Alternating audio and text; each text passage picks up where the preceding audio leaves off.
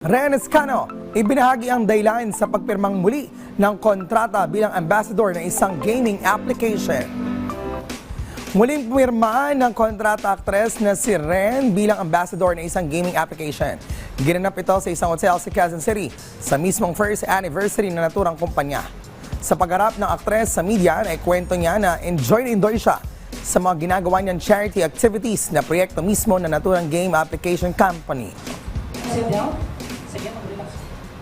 Sa isang buong taon last year, ang dami po namin na-reach na mga lugar na unreachable. Marami kami mga natulungan, marami kami nakilalang iba't ibang klaseng tao na na-realize namin na kailangan pala nila yon, na mas kailangan pala nila tayo.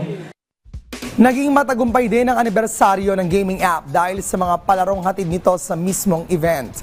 Naging aktibang aktres sa mga gift-giving at outreach programs na inisyatiba ng mismong ini-endorse niya. Matatandaang nakilala ang aktres sa mga mapangahas na role sa kanyang mga ginawang proyekto sa pelikula.